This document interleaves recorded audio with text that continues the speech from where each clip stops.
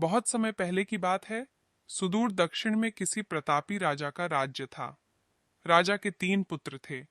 एक दिन राजा के मन में आया कि पुत्रों को कुछ ऐसी शिक्षा दी जाए कि समय आने पर वो राजकाज संभाल सकें। इसी विचार के साथ राजा ने सभी पुत्रों को दरबार में बुलाया और बोला, पुत्रों, हमारे राज्य में नाशपाती का कोई वृक्ष नहीं है। मैं चाहता हूं तुम सब 4-4 महीने के अंतराल पर इस वृक्ष की तलाश में जाओ और पता लगाओ कि वो कैसा होता है। राजा की आज्ञा पाकर तीनों पुत्र बारी बारी से गए और वापस लौट आए। सभी पुत्रों के लौट आने पर राजा ने पुनः सभी को दरबार में बुलाया और उस पेड़ के बारे में बताने को कहा।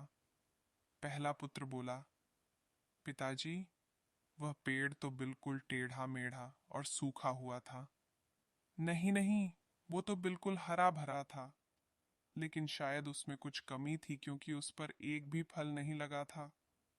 दूसरे पुत्र ने पहले को बीच में ही रोकते हुए कहा। फिर तीसरा पुत्र बोला, भैया, लगता है आप भी कोई गलत पेड़ देख आए, क्योंकि मैंने सचमुच नाशपाती का पेड़ देखा। वो बहुत ही शानदार था और फलों से लदा पड़ा था। और तीनों पुत्र अपनी अपनी बात को लेकर आपस में विवाद करने लगे कि तभी राजा अपने सिंहासन से उठे और बोले, पुत्रों, तुम्हें आपस में बहस करने की कोई आवश्यकता नहीं है। दरअसल तुम तीनों ही वृक्ष का सही वर्णन कर रहे हो। मैंने जानबूझकर तुम्हें अलग अलग मौसम में वृक्ष खोजने भेजा था, और तुमने जो देखा वो उस मौसम के अनुसार था। मैं चाहता हूं कि इस अनुभव के आधार पर तुम न बातों को गांठ बांध लो। पहली, किसी चीज के बारे में सही और पूर्ण जानकारी चाहिए तो तुम्हें उसे लंबे समय तक देखना परखना चाहिए, फिर चाहे वो कोई विषय हो, वस्तु हो या फिर कोई व्यक्ति ही क्यों ना हो।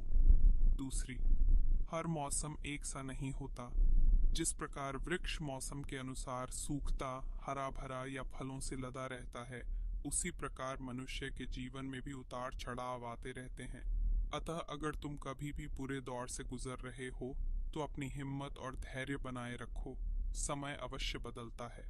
और तीसरी बात, अपनी बात को ही सही मानकर उस पर अड़े मत रहो।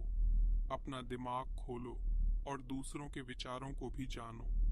ये संसार ज्ञान से भरा पड़ा है, चाह कर भी तुम अकेले सारा ज्ञान अर्जित नहीं कर सकते। इसलिए भ्रम की स्थिति में किसी ज्ञानी व्यक्ति से सलाह लेने में संकोच मत करो।